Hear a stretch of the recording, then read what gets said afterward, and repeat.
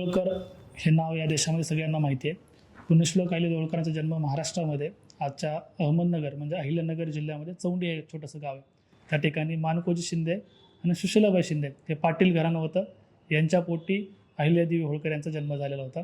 त्याच्यानंतर मल्हारराव होळकरांच्या सून म्हणून त्या इंदोर महेश्वरला गेल्या. खंडेराव होळकरांसोबत त्यांचा विवाह पुण्यामध्ये झाला होता. 4 दिवस हा विवाह सोहळा चालला होता. या विवाह सोहळ्याला देशभरातले अनेक राजे महाराजे उपस्थित होते. छत्रपती शिवाजी महाराजांचे तत्कालीन वारसदार शाहू महाराज या विवाह सोहळ्याला उपस्थित होते आणि शाहू महाराजांच्या हस्ते खंडेराव होळकर आणि पुण्यश्लोक अहिल्यादेवी होळकरांचा विवाह झाला होता. आणि मग महाराष्ट्राची लेक नंतर इंदोर महेश्वर मध्य प्रदेशची सून झाली आणि त्या ठिकाणी जाऊन मग त्यांचे सासरे मल्हारराव होळकर यांनी त्यांना वेगवेगळ्या प्रकारचं शिक्षण दिलं. तलवारबाजी, भालाफेक, वेगवेगळ्या भाषेचं शिक्षण दिलं.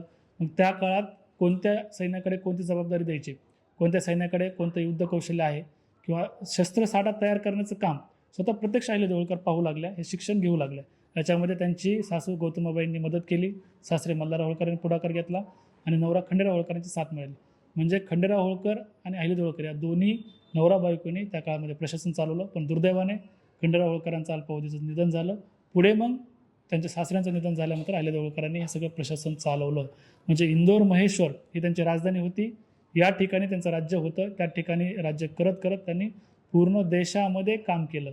पाकिस्तान, आजचा पाकिस्तान, नेपाळचा बराचसा भाग, श्रीलंकेचा बराचसा भाग, म्हणजे पूर्व आशियाचा पूर्ण देशातल्या अनेक भागामध्ये त्यांचं काम आहे. अजूनही ते समोर येतं आहे. असं काम करत करत प्रशासन चालवत मला वाटतं आहे की माणसाच्या युगामध्ये म्हणजे भारतीय 5000 वर्षाचा जर इतिहास बघितला तर पुण्यश्लोक ही पदवी मिळवणारे अहिल्यादेवी होळकर एकमेव आहेत. आणि मग त्यांचंच काम आपण आजच्या व्हिडिओमधून पाहिलेलं आहे.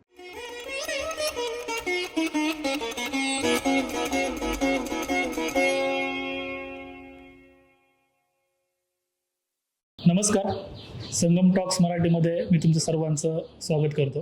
मी महेश पिंगळे आणि आज आपण पुण्यश्लोक अहिल्यादेवी होळकर यांनी देशभरामध्ये मंदिर जीर्णोद्धाराचं जे काम केले ते पाहणार आहोत. त्याच्या पाठीमागची भूमिका काय होते पाहणार आहोत. सुरुवातीला मला सांगायला आवडेल मित्रांनो, पूर्ण देशामध्ये अहिल्यादेवी होळकर यांचं नाव माहीत नसणारे लोक खूप कमी आहेत.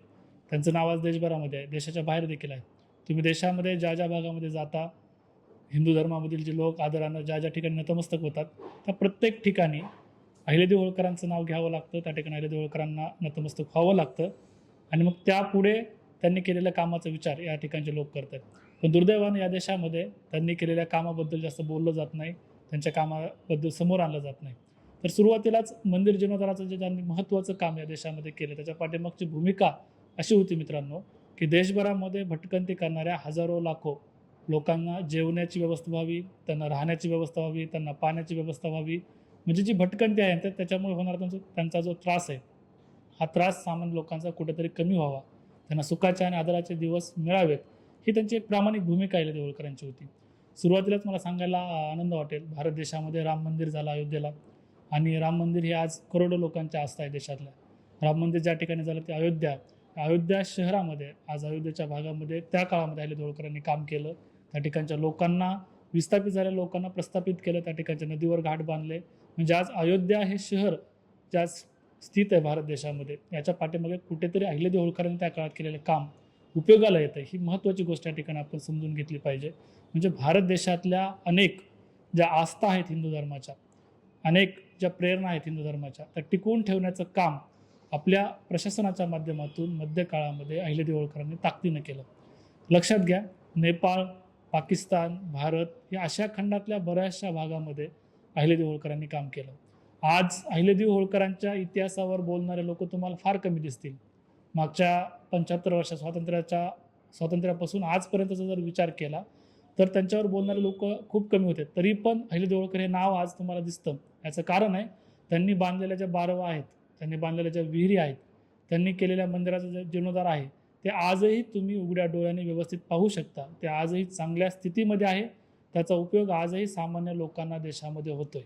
म्हणजे आजही तुम्ही जर एखाद्या बारावर गेला, त्या ठिकाणी स्वच्छ पिण्याचं पाणी माणसांना आणि जनावरांनाही उपलब्ध होतं. म्हणजे एवढी दूरदृष्टीचं काम अहिल्यादेवी होळकर त्यांच्या प्रशासनाने आणि त्यांच्या लोकांनी केलं होतं. लक्षात घ्या, काशी हे हिंदूचं सगळ्यात पवित्र ठिकाण, म्हणजे भारतातल्याच असेल किंवा जगभरातल्या हिंदूंना काशी हे पवित्र मानलं जातं. या काशी विश्वेश्वराचा जीर्णोद्धार अहिल्यादेवी होळकरांनी केला. त्या ठिकाणच्या लोकांची व्यवस्था, साधू संतांची व्यवस्था अहिल्यादेवी होळकरांनी केली. आणि त्या माध्यमातून त्या काळापासून ते कुठंतरी विस्कळीत होत होतं.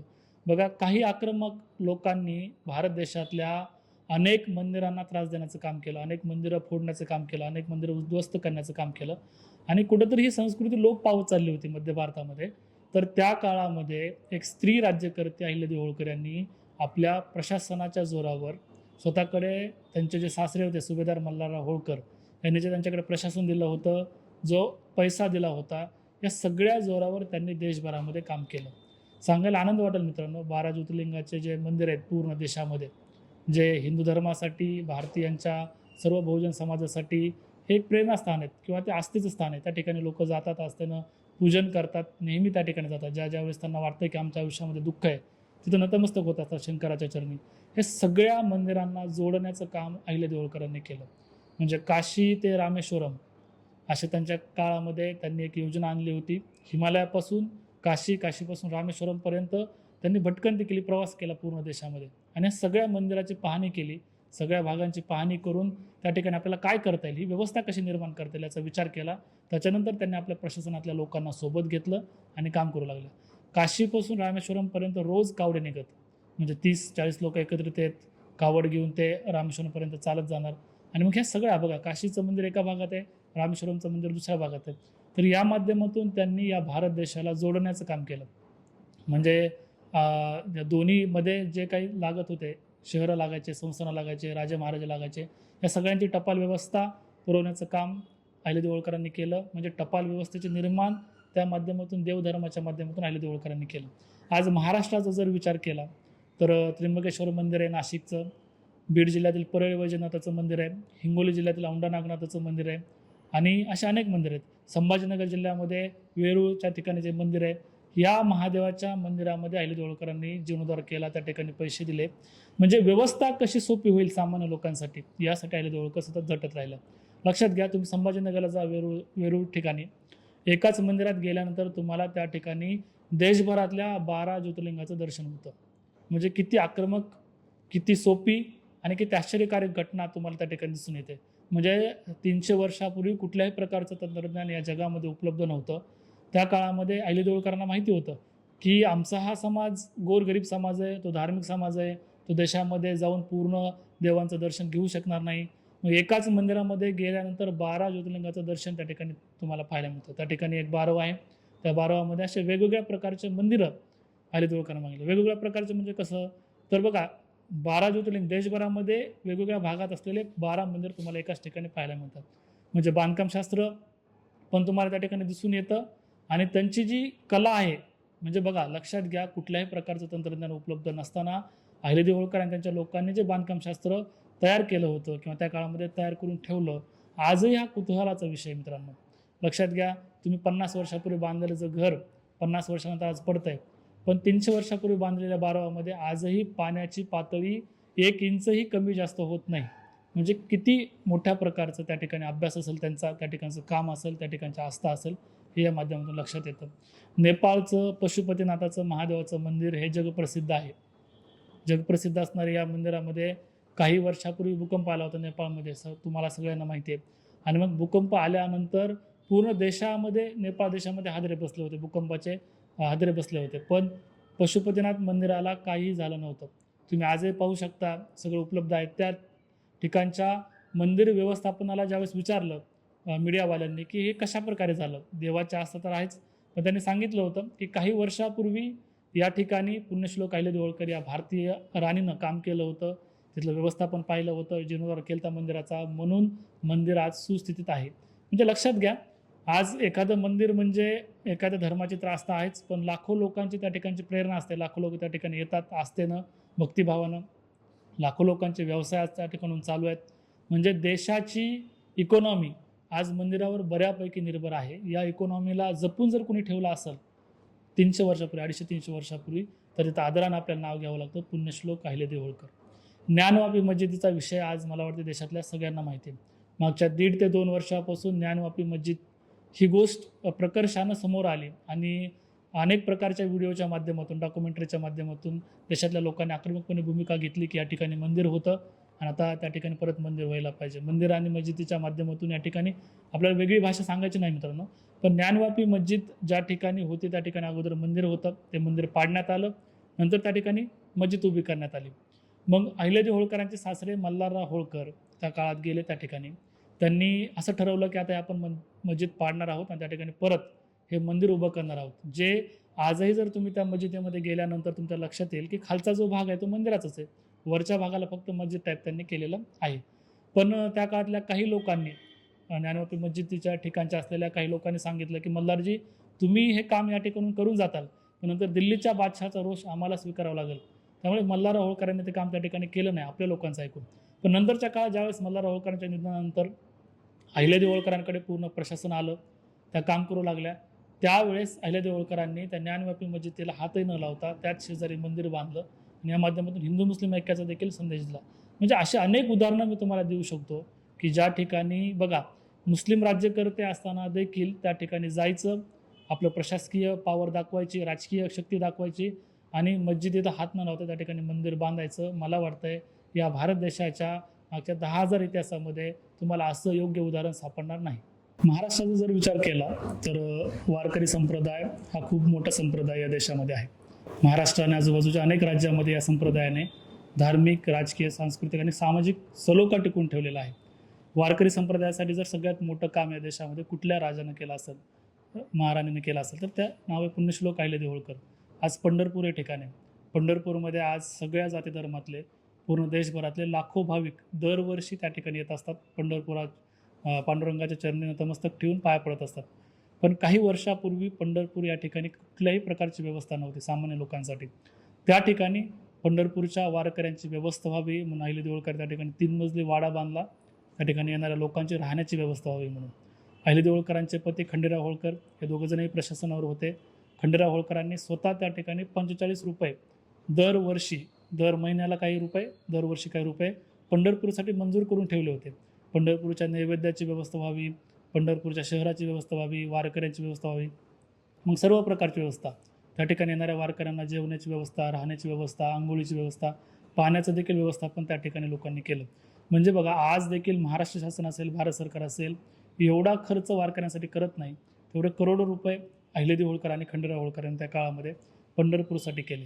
म्हणजे बघा, वारकरी संप्रदायाला टिकून ठेवण्यासाठी अहिल्यादेवी होळकरांनी जे केलेलं काम आहे हे अतिशय महत्त्वाचं आहे. म्हणजे बघा, ही परंपरा लक्षात घ्या तुम्ही. आज वारी मार्गाच्या माध्यमातून जो लाखो वारकरी पंढरपूरमध्ये येतो, त्यांची किती हेळसांड होते तुम्ही डोळ्यानं पाहू शकता. पण अहिल्यादेवी होळकरांनी हे सगळ्या गोष्टींवर मात केली. एकीकडे परिस्थिती लक्षात घ्या, हे सगळं मी काम तुम्हाला सांगतोय, प्रत्येक ठिकाणचं देशातलं आणि विदेशातलं अहिल्यादेवी होळकर काम करत आहेत. दुसरीकडे अहिल्यादेवी होळकरांची परिस्थिती अत्यंत नाजूक आणि वाईट होती, बिकट होती. त्यांच्या कौटुंबिक स्थितीचा जर विचार केला तुम्ही, तर बघा, तुम्ही एक विचार करू शकता की देवधर्म करणाऱ्या लोकांसाठी दुःख यायला नाही पाहिजे असं आपण बोलून जातो सहजपणे. पण अहिल्यादेवी होळकरांनी देशभरामध्ये जवळपास, अंदाजे इतिहासकार अभ्यास करतायत, अजूनही अभ्यास समोर येईल, जवळपास 5,000 मंदिराचा जीर्णोद्धार अहिल्यादेवी होळकरांनी केला असं सांगितलं जातं. जवळपास हजारो विहिरी बांधल्या त्यांनी असं सांगितलं जातं. हजारो अन्नछत्र उभे केले असं सांगितलं जातं. अजूनही अभ्यास चालू आहे, अजूनही बऱ्याचशा गोष्टी समोर यायच्या आहेत. पण त्यांची जर कौटुंबिक स्थिती जर तुम्ही पाहिली, लक्षात घेतली, अभ्यास केला, तर तुमच्या लक्षात येईल मित्रांनो की जर एखाद्या व्यक्तीच्या आयुष्यात दुःख किती यायला पाहिजे, सर्वात दुःखी जर कोण आहे मागच्या 300 वर्षामध्ये, असं जर कोणी प्रश्न विचारला तर मी सांगेल की अहिल्यादेवी होळकरांनी एवढं दुःख मला वाटत नाही कोणाच्या वाटेला आलं असेल. सुरुवातीला त्यांच्या सासऱ्यांचं निधन झालं, मल्हारराव होळकरांचं, ज्या सासऱ्यांनी त्यांना घडवलं होतं, प्रशासनामध्ये आणलं होतं, शिक्षण दिलं होतं, त्यांच्या निधनामुळे त्या एकाकी पडल्या. नंतर त्यांचे पती खंडेराव होळकरांचं निधन झालं. खंडेराव होळकरांचा युद्धामध्ये मृत्यू झाला, ते त्यांची साथ देत होते चांगली. त्यांच्या दुसऱ्या इतर खंडेराव होळकरांच्या बायका होत्या, म्हणजे अहिल्यादेवी होळकरांच्या सवती, ज्या त्यांना बहिणीप्रमाणे होत्या, त्या सगळ्यांना सती जावं लागलं. अहिल्यादेवी होळकरांना देखील सती जायची वेळ आली होती, पण त्या गेल्या नाहीत. मग नंतर त्यांचा मुलगा वारला, मालेराव होळकर. नंतर त्यांची मुलगी वारली, मुक्ताबाई. नंतर त्यांचा जावई वारले, यशवंत फणसे. नंतर त्यांचा एकमेव नातू राहिला होता, तो नातू देखील वारला. म्हणजे जवळपास बघा, मल्हारराव होळकर त्यांचे सासरे वारल्यानंतर त्यांच्या बायका सगळ्या सती गेल्या. त्यांचा नवरा खंडेराव होळकर वारल्यानंतर त्यांच्या बायका सती गेल्या. म्हणजे जवळपास 23 लोकांचे घरातील मृत्यू अहिल्यादेवी होळकरांनी डोळ्याने पाहिले होते. असं कुणाच्या घरामध्ये होऊ नये, पण तुमच्या माझ्या घरामध्ये जर एखादा व्यक्ती मरण पावला तर 5 ते 10 वर्ष तुम्ही त्या दुःखामधून बाहेर पडत नाहीत. म्हणजे 1 वर्ष आड, 6 महिने आड, 2 वर्ष आड कोणी ना कोणी त्यांच्या घरामधून मरण पावत होतं, मृत्यू पावत होतं. एवढं प्रचंड दुःख अहिल्यादेवी होळकरांच्या वाटेला आलं होतं. म्हणजे एक विचार करा, त्या अहिल्यामाई होळकरांची जी परिस्थिती होती, मानसिक स्थिती किती नाजूक असेल, किती वाईट असेल, किती दुःखाची असेल. पण हे सगळं दुःख अहिल्यादेवी होळकरांना बाजूला ठेवलं. त्यांची एकमेव भूमिका होती, मला या देशातल्या लोकांसाठी काम करायचं आहे, आणि मग त्या काम करत गेल्या. त्यांनी कुठल्याही प्रकारचा विचार केला नाही. लक्षात घ्या, सोपं नसतं गोष्ट. मी सुरुवातीला म्हणजे तिचं उदाहरण दिलं तुम्हाला. ज्या ठिकाणी मुस्लिम राज्यकर्ते आहेत त्या ठिकाणी जायचं आणि हिंदूचं मंदिर बांधायचं आणि मुस्लिम हिंदू एकोपा ठेवून सगळ्या लोकांसाठी काम करायचं, ही त्या काळामध्ये सोपी गोष्ट नव्हती. म्हणजे मध्य भारतातलं तत्कालीन राजकारण प्रस्थापित करण्याचं काम अहिल्यादेवी होळकरांनी केलं. मंदिर जीर्णोद्धाराच्या कामामुळे भारत देशाला भारत म्हणून ओळख निर्माण झाली अहिल्यादेवी होळकरांच्या. लक्षात घ्या, हिमालयामध्ये गेले अहिल्यादेवी होळकर आणि त्यांचे सहकारी, आणि त्या ठिकाणी जाऊन त्यांनी ठरवलं की आता आपण या ठिकाणाहून कुठल्या कुठल्या मंदिराचा जीर्णोद्धार करू शकतो, कोणत्या कोणत्या मंदिराला जोडू शकतो. आणि तुम्ही जर भौगोलिक स्थितीचा अभ्यास केला, जिओग्राफिकल, आजही विज्ञानच्या विद्यार्थ्यांना देखील पडलेला प्रश्न आहे, तर कुठल्याही प्रकारचे तंत्रज्ञान नसताना त्यांनी ह्या सगळ्या भारत देशाला जोडण्याचं काम आपल्या कामाच्या माध्यमातून अहिल्यादेवी होळकरांनी केलं. आजही तुम्ही पाकिस्तानला जावा, कराचीला, तिथं शिवाचं मंदिर आहे, त्या मंदिराचा जीर्णोद्धार अहिल्यादेवी होळकरांनी केला. मी नेपाळच्या मंदिराचं तुम्हाला उदाहरण दिलं. ते मंदिर आज त्या सुस्थितीत आहे या सगळ्या गोष्टीमुळे. बघा, मग महाराष्ट्र असेल, मध्य प्रदेश असेल, उत्तर प्रदेश असेल, सगळ्याच भागात अयोध्येमध्ये अहिल्यादेवी होळकरांनी काम केलं. ह्या कामामागची भूमिका आपल्याला आज समजून घ्यायची की हे काम अहिल्यादेवी होळकरांनी कशामुळे केलं, आणि हे काम करताना त्यांनी कुठल्या कुठल्या प्रशासकीय व्यवस्थेचा वापर केला, कुठल्या पैशाचा वापर केला. मुळात मल्हारराव होळकर यांना सुरुवातीला 2 मिनिटात तुम्हाला समजून घ्यावं लागेल. मल्हारराव होळकर हे या भारत देशातलं खूप मोठं नाव होतं. पानिपत युद्धामध्ये ज्यावेळेस पराभव झाला होता आणि हा भारत देश संपतो की काय अशी परिस्थिती निर्माण झाली होती, त्यावेळेस या भारत देशाला सावरण्याचं काम मल्हारराव होळकरांनी केलं. हे मल्हारराव होळकर पूर्ण देशामध्ये काम करत होते आणि छत्रपती शिवाजी महाराजांनी जे स्वराज्य या राज्यामध्ये आणि या देशामध्ये निर्माण केलं, या स्वराज्याचा भगवा पूर्ण भारत देशामध्ये, उत्तर भारतात पसरवण्याचं काम, फक्त भारतच नाही तर पाकिस्तानच्या अटक किल्ल्यापर्यंत या स्वराज्याचा भगवा फडकवण्याचं काम मल्हारराव होळकरांनी केलं होतं. आणि मग देशातलं, त्यांच्यासमोर त्यांना असं म्हटलं जातं, श्रीमंत सुभेदार, मग देशातलं सगळ्यात श्रीमंत संस्थान मल्हारराव होळकरांचं होतं. आणि मग त्यांनी एक क्रांतिकारी निर्णय घेतला की माझ्याकडे जी संपत्ती आहे, ही संपत्ती मी माझे सून अहिल्यादेवी होळकर आणि माझी पत्नी गौतमाबाई होळकर यांना देणार. लक्षात घ्या, किती क्रांतिकारी निर्णय होता. 300 वर्षापूर्वी महिलांना कसले अधिकार नव्हते. अशा परिस्थितीमध्ये यांनी आपल्या सुनेला आणि बायकोला शिकवलं होतं, प्रशासनामध्ये सोबत घेतलं होतं. आणि मग आज आपल्याकडे जे बँक अकाउंट असतं, अशा प्रकारे त्यांनी 2 खाजगी कोष तयार केले. एक खाजगी कोष त्यांची सून अहिल्यादेवी होळकरांना दिला आणि दुसरा खाजगी कोष आपली पत्नी अहिल्यादेवी होळकरांची सासू गौतमाबाईंना दिला.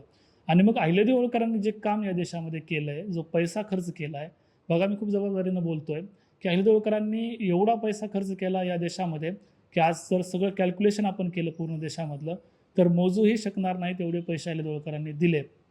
पण यामध्ये जे प्रशासन अहिल्यादेवी होळकरांकडे होतं, जे राज्य अहिल्यादेवी होळकरांकडे होतं, या राज्यातला एकही रुपया अहिल्यादेवी होळकरांनी खर्च केला नाही.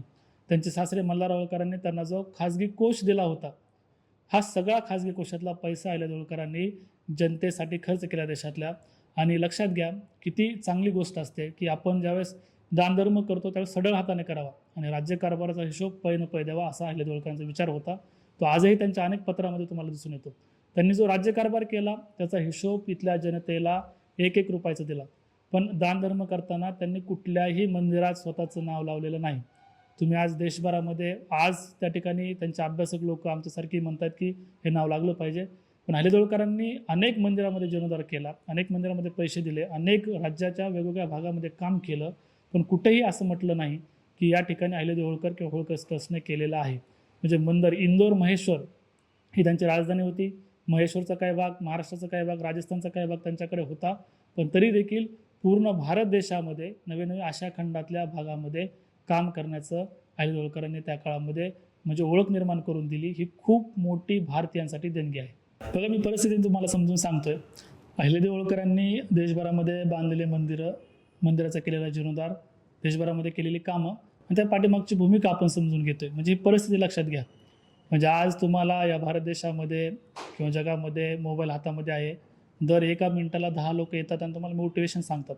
पण मी तुम्हाला अहिल्यादेवी होळकरांची परिस्थिती सांगतोय की किती दुःख माणसाच्या वाट्याला यावं, तर ते आपण अहिल्यादेवी होळकरांकडे सांगू शकतो की एवढं दुःख कधी येऊ नये. मागच्या 300 वर्षामध्ये जेवढे लोक जन्मले, सगळ्यात जास्त दुःख जर कोणाच्या वाट्याला आलं असेल तर ते अहिल्यादेवी होळकर. एवढं दुःख असताना त्यांनी ते बाजूला ठेवलं. सकाळी बघा त्यांची दिनचर्या जर समजून घेतली, सकाळी 6 वाजता उठायचे अहिल्यादेवी होळकर. स्वतःकडे एवढं सगळं साम्राज्य आहे, घरातली कोणीही प्रिय व्यक्ती राहिलेली नाही, एवढा सगळा पैसा आहे. या सगळ्या गोष्टी बाजूला ठेवल्या अहिल्यादेवी होळकरांनी. इंदोर महेश्वरला नदीच्या घाटावर जायच्या, साधी पांढरी साडी परिधान करायच्या आणि गळ्यामध्ये एक पांढरी माळ घालायच्या फक्त. कुठलेही दागदागिने त्यांनी वापरले नाहीत आणि अशा प्रकारे इंदोर महेश्वरच्या घाटावर बसून हे प्रशासन चालवायचं. सकाळी 5 वाजता उठायच्या, 5 ते 6 ते पूजा अर्चा करायच्या. शिवाच्या निस्सीम भक्त होत्या, म्हणूनच देशभरातल्या महादेवाच्या मंदिराचा त्यांनी जीर्णोद्धार केला. महादेवाचे मंदिरं जोडण्याचं काम केलं, त्या माध्यमातून लोकांना जोडण्याचं काम केलं. बघा, 5 ते 6 त्या दिनचर्या करायच्या, आंघोळ वगैरे करून पूजा अर्चा करायच्या. नंतर त्या थोडंफार जेवण करायच्या, खायच्या पोटासाठी. आणि मग त्यांना सकाळी 6:30 वाजल्यापासून, एक इतिहासाच्या अभ्यासानुसार कमी जास्त होऊ शकतं, 7 वाजल्यापासून तर रात्री 11 वाजेपर्यंत अहिल्यादेवी होळकर आपल्या दरबारामध्ये काम करायच्या. म्हणजे एवढं डिव्होशन त्यांनी दिलं होतं लोकांसाठी. लक्षात घ्या, जर असं सांगितलं जातं, एक उदाहरण मला तुम्हाला सुरुवातीला सांगायचं आहे. 1761ला तिसरं पानिपतचं युद्ध झालं होतं, त्यात मराठ्यांचा पराभव झाला होता, हवे सगळ्यांना माहिती आहे. आणि पराभवानंतर हा देश बुडतो की काय अशी परिस्थिती निर्माण झाली होती. जसं लॉकडाऊनच्या काळामध्ये कुणाकडे काम राहिलं नव्हतं, उद्योगधंदे राहिले नव्हते. अनेक लोक पुणे, मुंबई, दिल्लीवरून आपापल्या गावाकडे जात होते. त्यांच्याकडे जायला ट्रेन नव्हत्या, बस नव्हत्या. हजारो किलोमीटरचा प्रवास चालत जाताना तुम्ही सगळ्यांनी पाहिला. याच्याहीपेक्षा भयानक परिस्थिती जर कधी झाली असेल इतिहासामध्ये तर 1761 तिसऱ्या पानिपतच्या युद्धानंतर झाली. हा देश बुडतो की काय अशी परिस्थिती निर्माण झाली. आणि मग त्यावेळेस या देशाला वाचवण्यासाठी जर कुणी काम केलं असेल तर ते आदरानं नाव घ्यावं लागतं अहिल्यादेवी होळकरांचं. स्वतः अहिल्यादेवी होळकर समोर आल्या, दिल्लीच्या बादशाहाला सांगितलं, या पानिपत युद्धामध्ये जे कोणी लोक मरण पावलेत, सैनिक मरण पावले, ते सगळे माझे भाऊबंधक आहेत, जे माझे पाहुणे आहेत असं सांगितलं. त्या सगळ्यांचे अंतिम संस्कार अहिल्यादेवी होळकरांनी केले. लक्षात घ्या, म्हणजे पानिपत युद्ध झाल्यानंतर तिथं जायला देखील कुणी तयार नव्हतं. कुणाचा भाऊ वारलाय, कुणाचा नवरा वारलाय, कुणाचा मुलगा वारलाय हे देखील माहीत नव्हतं. अनेक लोक दुःखामध्ये पसरलेले होते. एवढं दुःख, प्रचंड दुःखामध्ये अहिल्यादेवी होळकर तिथं गेल्या. हे सगळ्या प्रेतांचे अंतिम संस्कार केले. प्रत्येकाच्या घरी प्रेत नेऊन देणं, अंतिम संस्कार करणं ही सोपी गोष्ट नव्हती. मित्रांनो, ते काळ अहिल्यादेवी होळकरांनी केलं. ज्या सैनिकांच्या स्त्रिया विधवा झाल्या होत्या, ही खूप क्रांतिकारी गोष्ट मला सांगायची मित्रांनो. या देशामध्ये ज्या सैनिकांच्या स्त्रिया विधवा झाल्या त्या सगळ्या विधवा स्त्रियांचा पुनर्विवाह लावण्याचं काम अहिल्यादेवी होळकरांनी केलं. म्हणजे कुणालाही सती जाऊ दिलं नाही, त्यांना दुसरं जीवन जगता आलं पाहिजे, तो अधिकार आहे त्यांचा. आणि त्यांना दुःखातून बाहेर काढून त्यांचं दुसरं लग्न लावून दिलं. म्हणजे विधवांचा पुनर्विवाह करण्याचं खूप मोठं ताकदीचं काम अहिल्यादेवी होळकरांनी केलं. पुढे जाऊन त्यांनी त्या सैनिकांचे मुलं बाळं होते, तरुण होते, बेरोजगार, त्या सर्व बेरोजगार तरुणांना अहिल्यादेवी होळकरांनी प्रत्येकाच्या हाताला काम दिलं. त्यांना जनावरांचं वाटप केलं, गायींचं, म्हशींचं, शेळींचं वाटप करून त्यांना रोजगार देण्याचं काम केलं. म्हणजे हा देश बुडतो की काय अशी परिस्थिती निर्माण झाली. बघा, त्या काळात कुणी वाचवलं असेल देशाला तर ते अहिल्यादेवी होळकरांनी वाचवलं असेल. आजही पत्र, महादेव शिंदेंचं एक पत्र तुम्हाला वाचायला मिळेल. त्यात महादेव शिंदेंनी अहिल्यादेवी होळकरांना पत्र लिहिलेलं आहे. ते असं म्हणतात, पानिपत युद्धानंतर मी आर्थिक अडचणीमध्ये आलो आहे मातोश्री, मला मदत पाहिजे. तर त्यावेळेस 50 लाख रुपयाची मदत अहिल्यादेवी होळकरांनी महादेव शिंदेंना केली होती. मला या माध्यमातून हे सांगायचं आहे की 50 लाख रुपये ही रक्कम 300 वर्षापूर्वीची म्हणजे आजचे 50,000 कोटीच्या जवळपास जाते. एवढी रक्कम जर अहिल्यादेवी होळकर एखाद्या व्यक्तीला दान करतात मदत म्हणून, तर पेशव्यांना सुद्धा अहिल्यादेवी होळकरांनी अशा प्रकारची मदत केली. आणि या देशाला वाचवण्यासोबतच देशातले इतर जे राजे महाराज होते, संस्थानिक होते, यांना वाचवण्यासाठी अहिल्यादेवी होळकरांनी काम केलं. महिलांसाठी मला सांगायला अभिमान वाटेल, महिलांसाठी जर कुणी सर्वात जास्त भारत देशामध्ये पुढे येऊन सक्षमीकरणासाठी काम केलं असेल, अहिल्यादेवी होळकरांनी केलं. देशभरातल्या महिलांना त्यांनी एकत्रित केलं आणि सगळ्यात क्रांतिकारी निर्णय घेतला. मला तलवार चालवता येते, मला भाला फेकता येतो, मला युद्ध करता येतं, मला हत्तीवर बसता येतं, तर माझ्या देशातल्या महिलांना देखील युद्ध करता आलं पाहिजे. आणि मग या देशातलंच नाही तर जगातलं पहिलं महिलांना युद्ध प्रशिक्षण देणारं विद्यालय अहिल्यादेवी होळकरांनी सुरू केलं. फक्त सुरूच नाही केलं तर त्या ठिकाणी प्रशिक्षित महिला राखीव दल अहिल्यादेवी होळकरांनी आपल्या राज्यामध्ये तयार केली. म्हणजे लक्षात घ्या, आज 2010 नंतर भारत देशातल्या आर्मीमध्ये महिला गेल्या, आज पोलीस महिला होत आहेत, मुली होत आहेत, आर्मीमध्ये मुली जात आहेत, आज जात आहेत. एवढ्या स्वातंत्र्याच्या 80 वर्षानंतर, एवढ्या सगळ्या आधुनिक युगामध्ये. 300 वर्षापूर्वी भारत देशामध्ये अत्यंत वाईट परिस्थिती होती. महिलांना घराबाहेर निघण्याचा देखील अधिकार नव्हता. अशा परिस्थितीत त्यांना तलवारबाजी, युद्ध शिकवणं आणि महिलांची राखीव सैन्याची फौज तयार करणं, याच्यापेक्षा मला वाटते जगामध्ये महिलांना सन्मान वाढवणारी दुसरी क्रांतिकारी गोष्ट नसेल. आणि ज्यावेळेस राघोबा पेशवे हे अहिल्यादेवी होळकरांवर 50,000ची फौज घेऊन आलते त्यांचं राज्य गिळंकृत करण्यासाठी, त्यावेळेस त्यांचं स्वतःचं सैन्य तुकोजीराव होळकर दुसरीकडे घेऊन गेले होते, स्वतःचं सैन्य देखील नव्हतं.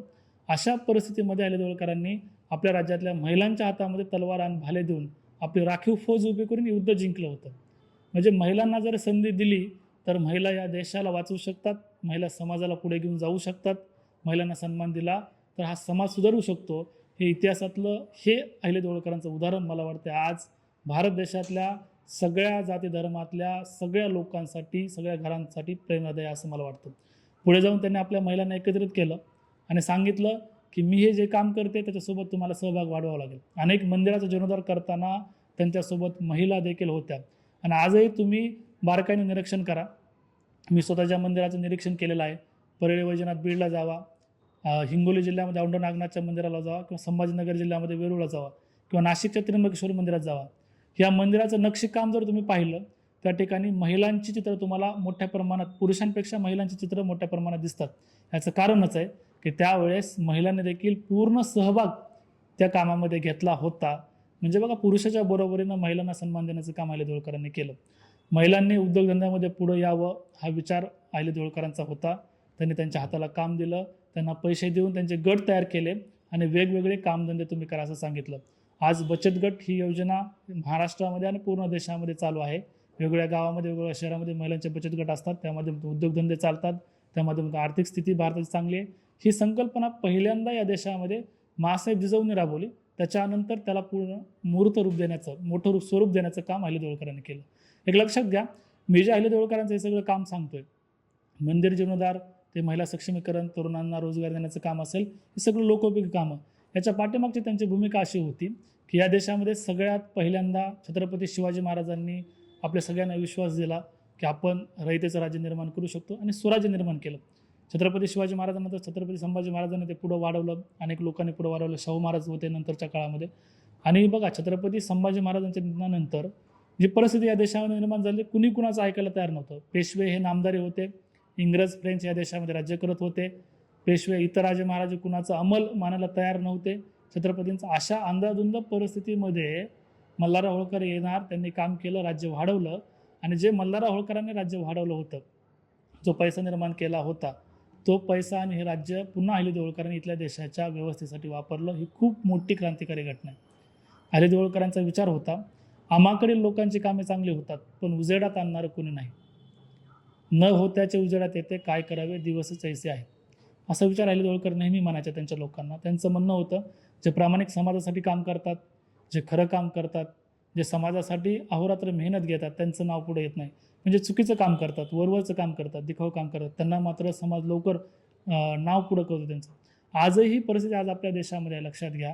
हीच परिस्थिती त्या काळामध्ये अहिल्यादेवी होळकरांनी म्हणून दाखवली होती आणि म्हणून त्यांनी मंदिर जीर्णोद्धाराचं जे काम हाती घेतलं ते याच कारणासाठी घेतलं. त्या स्वतः तर धार्मिक होत्या, शिवाच्या निस्सीम भक्त होत्या, पण त्यांना एक गोष्ट माहिती होती की मला जर लोकांना सांगायचं असेल आणि त्यांच्यामध्ये परिवर्तन करायचं असेल तर ते लोक मंदिरामध्ये एकत्रित येतात आणि मंदिरामधून ऐकल्यानंतर त्यांच्या मनावर प्रभाव होतो. म्हणून त्यांनी वारकरी संप्रदायापासून, पूर्ण देशातल्या काशी विश्वेश्वरापासून, रामेश्वरांपासून, अयोध्येपासून नेपाळ, पाकिस्तानपर्यंत मंदिराचा जीर्णोद्धार केला.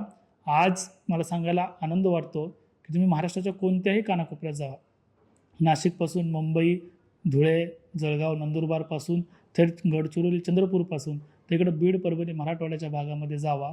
आजही अनेक बारवा त्यांच्या बिघडत चाललेल्या आहेत. अनेक बारवाकडे दुर्लक्ष केल्यामुळे त्या तुम्हाला नामशेष होताना दिसतील. पण या सगळ्या व्यवस्थेमध्ये व्यवस्थित बांधकाम करण्याचं काम अहिल्यादेवी होळकरांनी केलं. त्याच्या पाठीमागची भूमिका ही होती की या देशातल्या सामान्य लोकांचं उद्धार झाला पाहिजे, सामान्य लोकांचं आयुष्य सोपं झालं पाहिजे. पुढे जाऊन मला महत्त्वाची गोष्ट सांगायची मित्रांनो, आज नाशिक जिल्ह्यामध्ये लासलगाव नावाचं गाव आहे, जे आशिया खंडातलं सगळ्यात मोठे कांद्याची बाजारपेठ आहे. म्हणजे शेतकऱ्यांसाठी काय केलं अहिल्यादेवी होळकरांनी मला सांगायचं आहे, तर शेतकऱ्यांसाठी बाजारपेठा उपलब्ध करून देण्याचं काम केलं. आज देशामध्ये शेतकऱ्यांचा कळवळा दाखवणारे अनेक लोक सोशल मीडियावर तुम्हाला भेटतील. अनेक नेते मंडळी फक्त भाषणामध्ये सांगतील की शेतकऱ्यांचे प्रश्न सुटले पाहिजेत, शेतकऱ्यांच्या शेतीला भावाला माल नाही म्हणून अनेक जण ओरडतात. आज शेतकऱ्यांच्या परिस्थितीवर बोलणारे अनेक जण आहेत, पण त्यांची परिस्थिती सुधारण्यासाठी काम करणारे क्वचितच दिसतात, नवे दिसतच नाही देशामध्ये. अहिल्यादेवी होळकरांनी पहिल्यांदा या देशामध्ये छत्रपती शिवाजी महाराजांच्या नंतर शेतकऱ्यांच्या बांधावर जाऊन जर कुणी शेतकऱ्यांची विचारपूस केली असेल तर अहिल्यादेवी होळकरांनी केली. आणि मग त्यांनी सांगितलं, शेतकऱ्यांना एकत्रित केलं, पावसाचा अंदाज सांगायच्या त्यांच्या राजदरबारातले लोक अंदाज सांगायचे, यावर्षी पाऊस कमी पडणार आहे, जास्त पडणार आहे, आणि मग तुम्ही निर्णय घ्या की यावर्षी काय पेरणी करायची. आणि प्रत्येक पेरणीच्या वेळेस शेतकऱ्यांना आर्थिक मदत अहिल्यादेवी होळकरांनी केली. आज केंद्र सरकार असा विचार करत आहे की आपण राज्यातल्या आणि देशातल्या शेतकऱ्यांना पेरणीच्या वेळेस काहीतरी अनुदान द्यायला पाहिजे. विचार चालू आहे. ती योजना अजूनही केंद्र सरकारने आणि भारत सरकारने आणली नाही, पण 300 वर्षापूर्वी योजना प्रत्यक्ष छत्रपती शिवाजी महाराजांनी या देशामध्ये राबवली, अहिल्यादेवी होळकरांनी देशामध्ये राबवली. हे लक्षात घ्या. म्हणजे तुमचे आमचे महामानवांनी या देशातल्या शेतकऱ्यांना सुधारण्याचं काम केलं, बाजारपेठ उपलब्ध करून देण्याचं काम केलं, प्रत्यक्ष शेतीच्या बांधावर जाऊन शेतकऱ्यांची विचारपूस केली, शेतीच्या मालाला भाव उपलब्ध करून दिला. आजही या देशामध्ये कांद्याची बाजारपेठ उपलब्ध आहे. यावर्षी कांद्याचं खूप मोठं राजकारण झालं, आम्हाला सगळ्यांना माहिती आहे. पण 300 वर्षापूर्वी आपल्या महामानवांनी इथल्या देशाला शेतकऱ्यांना कसं समृद्ध केलं हे या माध्यमातून लक्षात येतं. आणि मग पुन्हा पुढे जाऊन विचार येतो. अनंत फंदे नावाचे एक कवी होते. पूर्ण राज्यभर ते फिरायचे, लावण्या करायचे आणि शेतकऱ्यांचं प्रबोधन करायचे, लोकांचं प्रबोधन करायचे लावण्याच्या माध्यमातून. हे कवी एकदा राजदरबारामध्ये आले आणि अहिल्यादेवी होळकरांना म्हणाले, मी तुमच्यावर एक लावणी बनवली आहे, तुमच्यावर एक उखाणा बनवला आहे, आणि म्हणू लागले. पण तो अहिल्यादेवी होळकरांना काही आवडलं नाही. आणि मग त्याचं परिवर्तन अहिल्यादेवी होळकरांनी केलं, अनंत फंदेंचं. त्यांना सांगितलं, तुम्ही कवी बना चांगले आणि लोकांचं प्रबोधन करा, शेतकऱ्यांचं प्रबोधन करा, सामाजिक लोक सोबत जोडा, सामाजिक सलोखा ठेवा. आणि आज अनंत फंदे इतिहासातलं खूप मोठं नाव आहे, ज्यांच्या कविता, ज्यांचे पोवाडे, ज्यांचे विचार दोन समाजामध्ये एकोपा ठेवतात, ज्यांच्या अनेक महामानवांबद्दल त्यांचे विचार आहेत. तर बघा, एखाद्या माणसाचं परिवर्तन देखील आपण करू शकतो. ही कनवाळू मनस्थिती, ही प्रेरणा, हे प्रेम अहिल्यादेवी होळकरांनी आपल्या विचारामधून दिलं होतं. आणि मला पुन्हा सांगावं असं वाटतं की सगळं मी सांगतोय, अहिल्यादेवी होळकरांनी काम केलं, प्रशासन चालवलं, मंदिर जीर्णोद्धार केला, हे सगळ्या लोकांना एकत्रित केलं. पण हे सगळं करताना परिस्थिती कशी होती? अत्यंत दुःखाची होती. कुणी ना कुणी घरातलं वारतंय, मरतंय, सोडून जातंय. आणि अशा परिस्थितीमध्ये त्यांनी हे काम केलं. आणि मग आपल्या भारत देशामध्ये दुर्दैवाची परिस्थिती अशी होती की महिलांना कुठल्याही प्रकारचे अधिकार नव्हते. आणि मध्य भारतात तर कुठल्याही प्रकारचे अधिकारच नव्हते. 19व्या शतकात महिला क्रांती झाली आहे, त्याच्या अगोदर भारतातच काय जगातही महिलांना अधिकार नव्हते. मग अशा काळात अहिल्यादेवी होळकर प्रशासन चालवायल्यात, लोकांचं काम करायल्यात, ही गोष्ट देखवणारी नव्हती. अनेक राजे महाराजे त्यांच्या विरोधात कटकारस्थान करू लागले. राजदरबारातले अनेक लोक त्यांच्या विरुद्ध कटकारस्थान करू लागले. आणि हे राज्य कसं अहिल्यादेवी होळकरांपासून मिळूत किंवा अहिल्यादेवी होळकरांना कसं राज्यापासून बाजूला करूत यासाठी प्रयत्न करू लागले. मग गंगाधर चंद्रचूड नावाचे एक व्यक्ती, त्याचे हिशोबनीस होते राज्यातले, त्यांनी राघोबा पेशव्यांसोबत योजना आखली आणि हे राज्य कसं मिळवता येईल यासाठी प्रयत्न केला. त्यावेळेस राघोबा पेशव्यांना त्यांनी हरवलं. म्हणजे बघा, मला या माध्यमातून हे सांगायचं आहे, अहिल्यादेवी होळकरांचा हातामध्ये महादेवाचे पिंड घेतलेला फोटो आज देशभरातल्या अनेक लोकांमध्ये आहे, अनेक करोडो भारतीयांकडे आहे तो फोटो. पण हातामध्ये तलवार घेऊन युद्ध जिंकता येतं, ही जी गोष्ट आहे, ही गोष्ट मात्र अजूनही इथल्या लोकांना मान्य व्हायला तयार नाही. या भारत देशातल्या लोकांना मान्य आहे की मस्जिदीच्या शेजारी मंदिर बांधणारे अहिल्यादेवी होळकर मान्य आहेत, पण हातामध्ये तलवार घेऊन युद्ध करणारे अहिल्यादेवी होळकर मात्र त्यांना मान्य नाहीत. अनेक लोकांनी आजपर्यंत चुकीचा इतिहास सांगितला आहे की त्या महादेवाचे पिंड हातामध्ये घ्यायच्या, रणांगणावर जायच्या आणि युद्ध जिंकायच्या. पण ही गोष्ट शक्य नाही मित्रांनो. इतिहासकारांनी देखील या गोष्टीला खोडून काढलेलं आहे. तर अहिल्यादेवी होळकरांनी प्रत्यक्ष हातामध्ये तलवार घेऊन युद्ध जिंकले होते. याचे ऐतिहासिक पुरावे अलीकडच्या काळामध्ये समोर येत आहेत. आणि मला हे सांगायचं मित्रांनो, लक्षात घ्या, त्यांचं राज्य इंदोर, महेश्वर, मध्य प्रदेश, महाराष्ट्र, राजस्थानचा काही भाग एवढंच होतं. पण पूर्ण देशामध्ये मंदिर जीर्णोद्धाराचं काम करणं सोपं नव्हतं. आणि अनेक राज्यामध्ये अनेक राज्य संस्थानिक मुस्लिम होते. आणि अशा परिस्थितीत जे मुस्लिम लोकांनी हिंदूच्या मंदिरं पाडून तिथं मस्जिदी उभ्या केल्या होत्या, अशा परिस्थितीत मंदिराचा जीर्णोद्धार करायचा आहे. बघा, अहिल्यादेवी होळकर जर नसत्या तर आज हिंदूची संस्कृती टिकून नसती. आज हिंदू म्हणून तुम्ही जे गर्वाने देशभरामध्ये फिरता किंवा आज हिंदू म्हणून जर तो अभिमान बाळगताय, तुम्ही तुमच्या सोशल मीडियाच्या माध्यमातून तुम्ही जे अनेक गोष्टी कंटेंट शेअर करतायत, त्या लोकांसाठी मला सांगायचं आहे की जर हिंदू संस्कृती कुणी टिकून ठेवण्याचं काम केलं असेल या देशामध्ये, तर आदरानं 2 व्यक्तीचं नाव घ्यावं लागतं, छत्रपती शिवाजी महाराज आणि पुढे अहिल्यादेवी होळकर. पण त्याच्या पाठीमागची भूमिका काय होती अहिल्यादेवी होळकरांची? एकच होती की या देशातले गोरगरीब लाखो लोकांचं पोट भरलं पाहिजे, ही साधी सोपी व्यवस्था होती. म्हणजे कोणाकडून काही काढून घ्यायचं असेल तर त्याच्या हाताला काम दिलं पाहिजे, सक्षम पर्याय दिला पाहिजे. या देशातली मुंगीसुद्धा जिवंत राहिली पाहिजे, ही व्यवस्था अहिल्यादेवी होळकरांनी केली. बघा, एक उदाहरण आज इतिहासामध्ये तुम्हाला सापडतं की अहिल्यादेवी होळकरांनी हजारो एकर जमिनीवर पेरणी करायला लावली होती, ज्वारी, बाजरी, गहू, कडधान्य. पण त्यांनी असं सांगितलं की याची कापणी करायची नाही. त्यावेळेस राज्यातल्या लोकांनी त्यांना विचारलं, मातोश्री असं का? तर त्यावेळेस त्यांनी सांगितलं, माझ्या राज्यामध्ये प्राणी आहेत, पक्षी आहेत, मुंग्या आहेत, या सगळ्यांची व्यवस्था कोण करणार? यांना खायला कोण देणार? म्हणजे मुंगीसुद्धा जिवंत राहिली पाहिजे, मुंगीला देखील साखर मिळाली पाहिजे, प्राण्यांना देखील, पक्ष्यांना देखील जेवायला मिळालं पाहिजे. या व्यवस्था मानणाऱ्या, हिंदुत्ववादी जपणाऱ्या अहिल्यादेवी होळकर होते. लक्षात घ्या, हाच विचार मला वाटतंय हिंदुत्ववादी लोकांनीही घ्यायला पाहिजे. ही सगळी भूमिका आपण लक्षात घेतोय. त्यांनी सांगितलेलं काम मी तुम्हाला सांगतो देशभरातलं. तर पाठीमागं सामान्य लोकांसाठी आयुष्य कसं सुंदर होईल, सोपं होईल, यासाठी काम अहिल्या देवळकर करत गेले. एक प्रसंग सांगत होतो मी की नदीकिनारी गेले अहिल्या देवळकर, राज्यामधल्या व्यवस्था पाहत होत्या. त्यावेळेस त्यांच्या लक्षात आलं की आपल्या राज्यातल्या महिला नदीवर काम करत आहेत आणि काम करताना त्यांना होणारा त्रास त्यांनी डोळ्याने पाहिला. कोणी घागरी घेऊन वर जात आहे, कोणी धुणं धुत आहे आणि त्यांच्या लक्षात आलं की यांच्यासाठी आपण काहीतरी करायला पाहिजे. दुसऱ्या दिवशी अहिल्या देवळकरांनी प्रशासकीय लोकांना बोलवून घेतलं आणि सांगितलं पूर्ण देशभरातल्या नदीवर आपल्याला कशा प्रकारे घाट बांधता येतील त्यासाठी व्यवस्था निर्माण करा किंवा त्यासाठीचा रोडमॅप तयार करा. आणि मग कशा प्रकारे करायचं, तर अहिल्या देवळकरांनी स्वतः नदीकिनारी गेल्या, तिथल्या महिलांना सोबत घेतलं आणि तुम्हाला त्यांच्या आकृतीनुसार, त्यांच्या शरीरानुसार त्या पायऱ्या त्यांनी प्रत्येक नदीकिनारी बांधल्या. आजही तुम्ही देशामध्ये वेगवेगळ्या नदीकिनारी जावा, त्या ठिकाणी जिथं घाट बांधलेले आहेत ते घाट तुम्हाला अहिल्या देवळकरांनी बांधलेले तुमच्या लक्षात येतील. आणि अशा प्रकारे आहेत की तुम्हाला जाताना, वर जाताना, खाली जाताना त्रास होऊ नये आणि महिलांना विशेषतः त्रास होऊ नये यासाठी ही व्यवस्था निर्माण केलेली आहे. पंढरपूरला गेल्यानंतर तुम्हाला दिसेल तो घाट, पुढे तिकडे परळीला गेल्यानंतर तुम्हाला बीड जिल्ह्यामध्ये तो घाट दिसेल, नाशिकला गेल्यानंतर घाट दिसेल तुम्हाला, अयोध्येला देखील खूप मोठा घाट त्यांनी बांधला आहे. महेश्वरला जर तुम्ही मध्य प्रदेशला कधी गेलात, अनेक चित्रपटाचं शूटिंग इंदोर महेश्वरच्या किल्ल्यावर होताना तुम्ही पाहिलं असेल अनेक चित्रपटामध्ये. तो जो संपूर्ण घाट बांधण्याचं काम अहिल्या देवळकरांनी केलं. म्हणजे लहान मुलापासून मोठ्या वयोवृद्ध व्यक्तीपर्यंत कुणालाही त्रास होऊ नये, प्राण्यांनासुद्धा त्रास होऊ नये ही व्यवस्था निर्माण केली होती अहिल्या देवळकरांनी. म्हणजे बघा, आज तुम्ही राज्यातल्या किंवा देशातल्या कोणत्याही भागात असू द्या, तुम्हाला जर माहिती असेल की आपल्या भागामध्ये अहिल्या देवळकरांनी जीर्णोद्धार केलेला आहे, घाट बांधलेला आहेत किंवा विहीर बांधलेले आहेत, किंवा त्या विहिरीमध्ये जाऊन बघा तुम्ही, किंवा बारव असेल बारवामध्ये जाऊन बघा, आजही जाऊन पहा तुम्ही, तुमच्या लक्षात येईल त्यांनी, त्यांच्या लोकांनी त्या काळात जे बांधकाम केलेलं आहे आजही चांगल्या स्थितीमध्ये आहे. आणि पाण्याची पातळी जी आहे ना, पाण्याची पातळी 1 इंचही कमी जास्त होताना तुम्हाला दिसणार नाही. चारी बाजूने तुम्ही निरीक्षण करा, वाटलं तर यंत्र घेऊन जावा, इंजिनियर्स लोक आजही त्यावर अभ्यास करत तुमच्या लक्षात येईल. एवढी तंत्रज्ञानिक व्यवस्था 300 वर्षापूर्वी कसलीही परिस्थिती नसताना अहिल्या देवळकरांनी कशा प्रकारे उभी केली असेल, त्यांच्या लोकांनी कशा प्रकारे उभी केली असेल, आज देशातल्या अनेक लोकांसाठी कुतूहलाचा आणि अभ्यासाचा विषय. यावर देखील अनेक लोक अभ्यास करत आहेत, त्याच्यावर आणखीनही मार्गदर्शन त्यांना लक्षात येत नाही. पण दुर्दैवानं भारत देशाची अशी परिस्थिती होती की या देशातला इतिहास सांगण्याची गरज कुणाला वाटत नाही किंवा या देशातल्या खऱ्या इतिहासावर काम करणारे लोक कमी आढळतात. मग आज अहिल्या देवळकरांचा इतिहास तुम्ही कशा प्रकारे पाहू शकता, की अहिल्या देवळकरांनी केलेलं मंदिर जीर्णोद्धाराचं काम, त्याच्या पाठीमागची भूमिका तुम्हाला कुठून लक्षात येईल. भारतीय इतिहासकारांनी तर जास्त यावर लिहिलं नाही, यावर सांगितलेलं नाही. भारतीय इतिहासकारी आहेत, त्याच्यापेक्षा आज ब्रिटनमध्ये या सगळ्या इतिहासाचं लेखन उपलब्ध आहे. तत्कालीन ब्रिटनचे जॉन माल्कम इंग्रज अधिकारी होते. या जॉन माल्कमनं अनेक पुस्तकांमध्ये, त्यांच्या प्रबंधामध्ये अहिल्या देवळकरांचं काम लिहून ठेवलेलं आहे. जॉन माल्कमसोबत जोना बेली नावाच्या स्कॉटलंड इतिहासकार आहेत, त्यांनी देखील अहिल्या देवळकरांवर खूप मोठं असं खंडकाव्य लिहिलेलं आहे.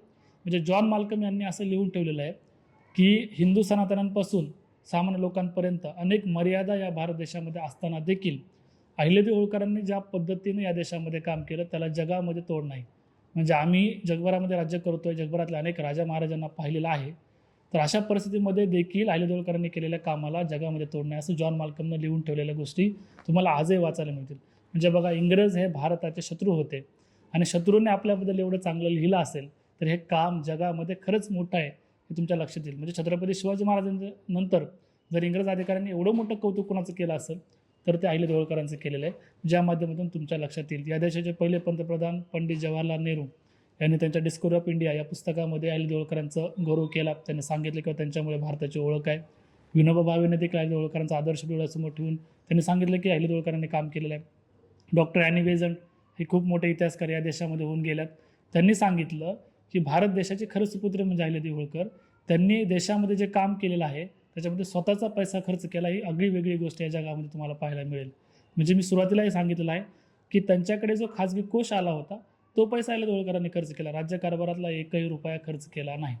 म्हणजे ही व्यवस्था आज तुम्ही लक्षात घ्या, भारत देशामध्ये ग्रामपंचायतपासून ते दिल्ली दरबारापर्यंत किती कोटी रुपयाचा भ्रष्टाचार या देशातील लोक करतात हे कुणालाही सांगण्याची आवश्यकता नाही.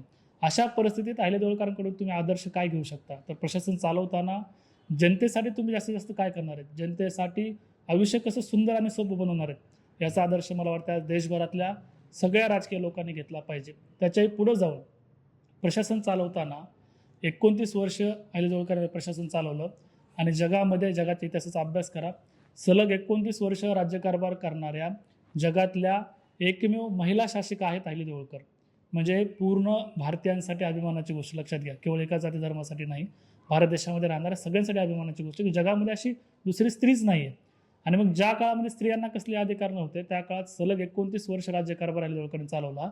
ज्या काळामध्ये इंग्रज आणि ईस्ट इंडिया कंपनी चांगल्या मोठ्या प्रमाणात काम करत होते, फ्रेंच होते, दिल्ली दरबाराचे होते, अनेक मुस्लिम राज्यकर्ते होते, अनेक इतर राजे महाराज होते. अशा सगळ्या लोकांच्या सोबत मध्य भारतामध्ये अहिल्यादेवी होळकर काम करत आहेत आणि 29 वर्षात 1 इंच जमीनही कुठलाही शत्रू त्यांचा घेऊ शकला नाही. म्हणजे ही शक्ती लक्षात घ्या तुम्ही. मध्य काळातलं सर्वोत्तम राजकारण प्रस्थापित कसं केलं अहिल्यादेवी होळकरांनी हे सांगितलेलं आहे तुम्हाला. हे इंग्रज अधिकाऱ्यांच्या लेखनातून तुमच्या लक्षात येईल. भारत देशातले अनेक लेखक आहेत. त्यांचं स्टुअर्ट गार्डन नावाचे एक लेखक आहेत, इंग्रज अधिकारी आहेत, म्हणजे समकालीन इतिहासकार आहेत. त्यांनी असं लिहून ठेवलं की अहिल्यादेवी होळकरांनी जे देशभरामध्ये काम केलं तर त्यांच्या राज्याचा आणि कामाचा जर विचार केला तर संपूर्ण भारत देशामध्ये अंधाधुंदी माजली होती. म्हणजे अनेक राज्यामध्ये दुःख होतं, दारिद्र्य पसरलं होतं, अनेक राजे महाराजे जिथल्या जनतेसाठी काही करू शकत नव्हते. त्या तुलनेत अहिल्यादेवी होळकरांचा प्रदेश मात्र आनंदमय होता. हे त्यांनी लिहून ठेवलेलं आजही तुम्ही वाचू शकता मित्रांनो. सोशल मीडियावर उपलब्ध आहे, इतिहासामध्ये उपलब्ध, तुम्ही वाचा, तुमच्या लक्षात येईल. म्हणजे इतर राजे महाराजे वर्षानुवर्ष 1000 वर्षापासून राज्य करतायत, त्यांच्याकडे परंपरा आहे, तरी देखील तिथल्या जनतेला आनंद ठेवू शकले नाहीत. त्या तुलनेत अहिल्यादेवी होळकरांचा प्रदेश आनंदी होता. हे इंग्रजांच्या लोकांनी लिहून ठेवले. इंग्रज हे भारताचे शत्रू होते आणि शत्रूंनी एवढं चांगलं लिहिलं म्हणजे अहिल्यादेवी होळकरांच्या कामाला त्यांनी दुजोरा दिलेला आहे. मित्रांनो लक्षात घ्या, या सगळ्या परिस्थितीत त्यांनी 1 इंचही जमीन शत्रूला घेऊ दिली नाही, मी सांगितलं. आणि मग अशा प्रकारे त्यांनी जे विद्यालय सुरू केलं होतं महिलांना प्रशिक्षित करण्याचं, मग या महिलांना सोबत घेतलं, त्यांना उद्योगधंद्यामध्ये पुढं आणलं आणि काही महिला होत्या त्यांना आपल्यासोबत ठेवलं आणि राज्य राखीव दल महिलांचं तयार केलं. ही खूप मोठी क्रांती मला वाटतं जगामध्ये अहिल्यादेवी होळकरांनी केली. आणि मग चंद्रावत नावाचा एक व्यक्ती, तो 2 ते 3 वेळेस अहिल्यादेवी होळकरांनी त्यांना आक्रमण केलं. चंद्रावताचा असा इशारा होता, त्याचा असा विचार होता, हे राज्य तुम्ही आमच्या स्वाधीन करा, हे राज्य आम्हाला हवं आहे, तुम्ही राज्य करू शकत नाहीत एक महिला राज्यकर्ती म्हणून. त्यावेळेस स्वतः अहिल्यादेवी होळकरांनी म्हणजे युद्धाचं संचलन करत त्याच्यामध्ये महिलांना सहभागी करून घेतलं आणि तब्बल 3 वेळेस जवळपास चंद्रावताचा पराभव अहिल्यादेवी होळकरांनी केला आहे. गोहद हे खूप मोठा किल्ला त्या काळामध्ये होता दिल्लीच्या शेजारी, तो आजही तुम्हाला पाहायला मिळेल. गोहदचा सुभेदार मल्हारराव होळकरांना त्रास देत होता, अहिल्यादेवी होळकरांना त्रास देत होता. त्यावेळेस अहिल्यादेवी होळकरांनी स्वतः प्रत्यक्ष भाला फेक करत, तलवारबाजी करत त्या गोहदच्या सुभेदाराचा वध केला आणि दिल्लीकडे जाणारा मार्ग सुरक्षित केला. म्हणजे एकीकडे उत्तम प्रशासन चालवतात, एकीकडे संपूर्ण देशातल्या लोकांसाठी काम करतात आणि दुसरीकडे प्रत्यक्ष युद्धामध्ये सहभागी होऊन युद्ध जिंकतायत. म्हणजे ही परिस्थिती म्हणजे 4 ते 5 पातळ्यांवर अहिल्यादेवी होळकरांनी प्रशासन चालवलं, पुढं नेलं. आणि अशा परिस्थितीमध्ये त्यांनी जाताना एक खूप महत्त्वाची गोष्ट या देशासाठी सांगितली होती, ती इंग्रजांबद्दल होती. बघा, त्यांच्या दरबारामध्ये आजही फोटो आहेत. अनेक इंग्रज अधिकारी आले आणि अहिल्यादेवी होळकरांना मुजरा केलेले फोटो आहेत, अहिल्यादेवी होळकरांचं मार्गदर्शन घेतलेले फोटो आहेत. कशासाठी इंग्रजांनी अहिल्यादेवी होळकरांचं मार्गदर्शन घेतलं तर अहिल्यादेवी होळकरांनी जे प्रशासन चालवलं होतं आणि जे जीर्णोद्धाराचं काम अहिल्यादेवी होळकरांनी देशभरामध्ये केलेलं आहे, याचा अभ्यास इंग्रजी लोकांनी केला, ब्रिटनच्या लोकांनी केला. त्यांच्या लक्षात आलं आपल्याला देशभरामध्ये किंवा जगभरामध्ये जर राज्य चालवायचं असेल तर ही व्यवस्था अहिल्यादेवी होळकरांची अभ्यासली पाहिजे. आणि म्हणून सरप्लस इकॉनॉमी म्हणून त्या काळामध्ये एक प्रसिद्ध होती इकॉनॉमी अहिल्यादेवी होळकरांची अर्थव्यवस्था. आज अर्थशास्त्राच्या अभ्यासकांच्या लक्षात येईल त्यांची इकॉनॉमी ही सर्वश्रेष्ठ होती जगामध्ये. तर या इकॉनॉमीचा, या अर्थव्यवस्थेचा ब्रिटनच्या लोकांनी, अधिकाऱ्यांनी अभ्यास केला आणि ईस्ट इंडिया कंपनीने जगभरामध्ये त्याचे नियम लागू केले. आज GST काही वर्षापूर्वी देशामध्ये लागू झालेले आहे की एकच कर पूर्ण देशामध्ये. तर ही संकल्पना पहिल्यांदा अहिल्यादेवी होळकरांच्या राज्यामध्ये प्रत्यक्षात राबवली गेलेली आहे. पण यावर तुम्हाला देशातील लोक सांगताना दिसणार नाहीत, तर मी ब्रिटनचं सांगतोय. त्या सगळ्या लोकांनी अभ्यास केला, पुन्हा जगभरामध्ये त्यांचा आदर्श घेतला आणि पुन्हा योजना चालू केला. अर्थव्यवस्थेचे अनेक आदर्श अहिल्यादेवी होळकरांचे ब्रिटनने घेतले, ब्रिटिशांच्या लोकांनी घेतले, इंग्रजांनी घेतले. पण अहिल्यादेवी होळकरांनी सांगितलं होतं की इंग्रज हा गोडबोल्या आणि अस्वलासारखा धूर्त आहे, तो गुदगुल्या करून तुम्हाला मारेल, त्याच्या नादी लागू नका. असं देशातल्या अनेक राजा महाराजांना आणि जनतेला अहिल्यादेवी होळकरांनी कधी सांगितलं होतं? ज्यावेळेस ईस्ट इंडिया कंपनी या देशामध्ये आली होती. ईस्ट इंडिया कंपनी सुरुवातीच्या काळात काम करत होती, एक व्यापारी म्हणून इंग्रज आले होते. त्या काळात अहिल्यादेवी होळकरांनी असं सांगितलं होतं की इंग्रजांना तुम्ही देशाबाहेर काढा. मग त्या काळात जर अहिल्यादेवी होळकरांचं इथल्या लोकांनी ऐकलं असतं तर इंग्रज 150 वर्ष काय, 1.5 वर्ष देखील या देशावर राज्य करू शकले नसते. एवढी मोठी दूरदृष्टी ठेवून अहिल्यादेवी होळकरांनी आपल्या राज्यामध्ये काम केलं, पुढे प्रशासन चालवलं आणि असं काम करत करत करत त्यांनी या देशातल्या सामान्य लोकांचं आयुष्य कसं सुंदर होईल यासाठी काम केलं, प्राण्यांसाठी देखील काम केलं. या माध्यमातून मला हे सांगायचं मित्रांनो, या पाठीमागची त्यांची भूमिका एवढीच होती की सामान्य लोकांचं आयुष्य सुंदर व्हावं. मग आज देशभरामध्ये मी जेवढं सांगतोय हा केवळ एक 10 ते 20% त्यांचा इतिहास आहे. देशभरामध्ये तुम्ही भटकंती करा. मी जेवढी उदाहरणं दिलेली आहेत त्याच्यापेक्षा हजारो उदाहरणं आहेत ज्या ठिकाणी अजूनही माहिती नाही की त्या ठिकाणी अहिल्या देवकर आल्या होत्या आणि काम केलं होतं. आश्चर्यकारक असणाऱ्या अनेक गोष्टी तुम्ही आज सोशल मीडियावर पाहू शकता. गोल घुमट असणाऱ्या विहिरी असतील किंवा ज्या ठिकाणी पाणी उपलब्धच नाही हजारो किलोमीटरवर, पण अशा ठिकाणी बारव बांधले की त्या ठिकाणी पाणी आहे. म्हणजे अशा प्रकारे अहिल्या देवकरांनी काम केलं. आश्चर्यकारक काम करे. जगभरातल्या लोकांसाठी आश्चर्य आहेत. आज विदेशातले लोक अभ्यास करत आहेत, पण भारतातले लोक त्यांना कुठेतरी घेऊन बसलेत की हे ह्या जातीच्या त्या जातीच्या, याच्याही पलीकडे त्यांचं काम होतं. हेच मला या माध्यमातून सांगायचं आहे. धन्यवाद.